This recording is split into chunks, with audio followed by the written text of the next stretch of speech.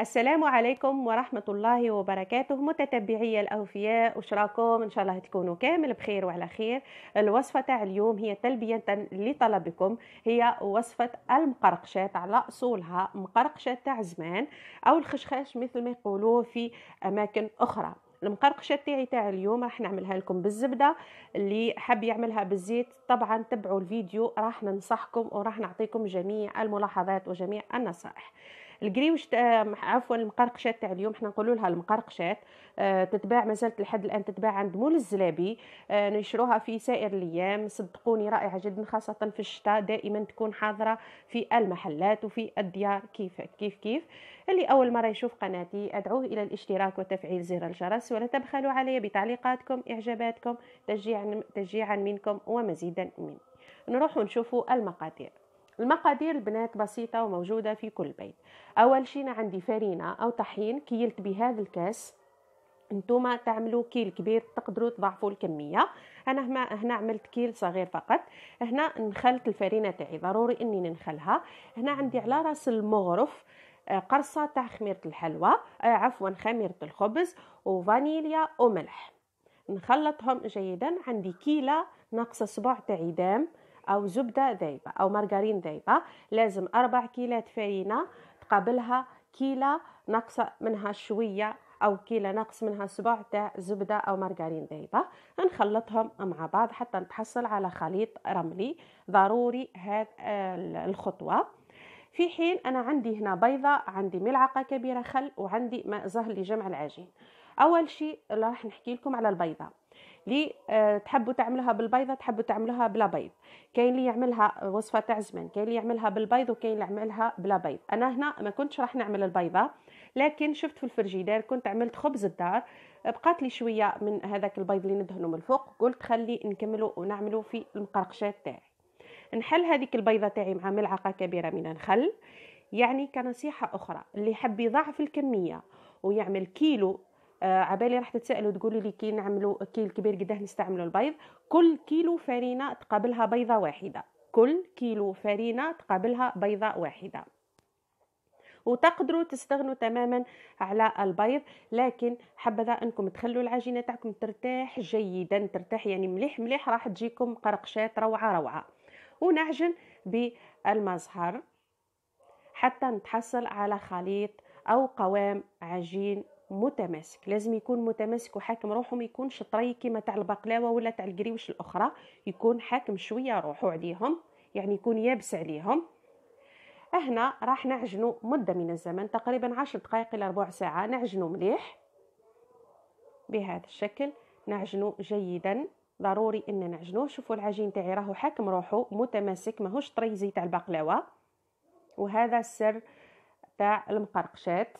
على يسموها مقرقشات لانها تجي ايبس من القريوش، حتى كي ناكلوها تجي القوام تاعها يقرمش اكثر من القريوش. المقرقشات اللي هي الخشخاش في مناطق اخرى، وتختلف الطرق من سيدة بيت الى اخرى. احنا نقرصهم او نلوزهم الكورتين. طبعا اذا كانت الكميه كبيره راح تعملوا اكثر من قرصات.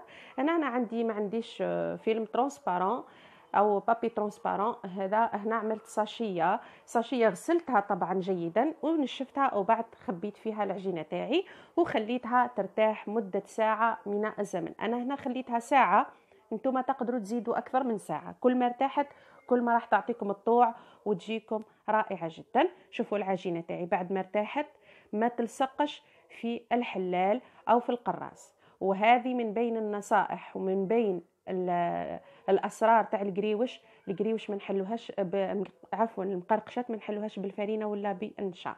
لازم تكون العجينه مرتاحه وتكون العجينه ماهيش طريه باه ما نحلوهاش بالمقرقشات. باش يكون في علمكم المقرقشات ما تتحلش بالفرينه ولا بالنشا. هذه يعني كملاحظه.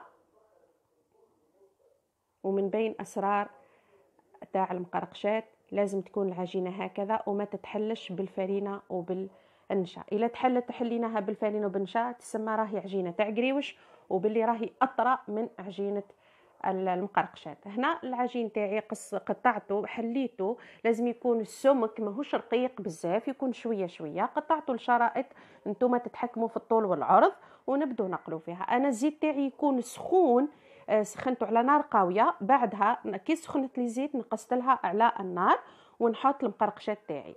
كما لاحظتوا كنتوا تشوفوا انا اول ما حطيت الشريط تاعي ما صبيتش عليه ولا ما رميتش عليه الزيت، لا، اول ما حطيته في زيت غزيره راح يتشلفط وراح يتقلى. وهذا من بين الاسرار تاع المقرقشات.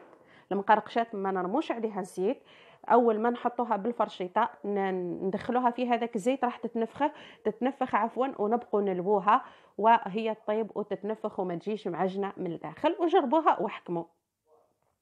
كما راكم تشوفوا هذه الكعبه الثانيه، شوفوا كيفاه راهي تتشلفط يعني باستعمال الفرشيطه. شوفوا البنات يعني الزيت يكون غزير، نحركها بهذه الطريقه باه يدخل لي الزيت على الحواشي منه ومنه وطيب لي ويعني تتنفخ وتتشلفط كما نقولوا لها احنا.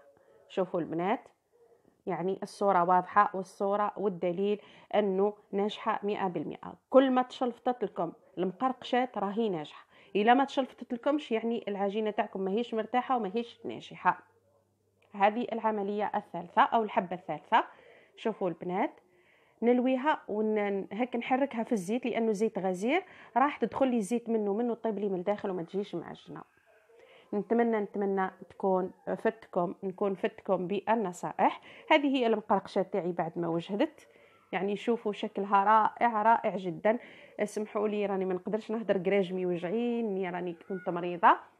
هذا هو البنات المقرقشات تاعي بكل اسرارها، بكل ملاحظاتها، بكل نصائحها. نتمنى تجربوها. طبعا نعملوها بالعسل من الفوق وجلجلانيه، نعسلوها. كاين اللي يعسلها اكثر، كاين اللي يحب يعسلها شويه، كاين اللي يحب ما يعسلهاش. بالمناسبه المقرقشات تقدروا تستغنوا على المارغرين تعملوها بالزيت، انا مرة نعملها بالزيت. ايضا عزوزتي تعملها بالزيت وتستغنى على البيض وتجي المقرقشات تاعها تذوب في الفم، المقرقشات تاعها تهبل. يعني نصيحة أخرى نتمنى تجربوها، يعني حتى وتعملوها بالزيت راح تجيكم رائعة. راهي مازالت سخونة كما راكم تشوفوا، شوفوا كيف تتفتفت، راهي مازالت سخونة. يعني نتمنى تجربوها. كما قلت لكم بالزيت تجيكم رائعة.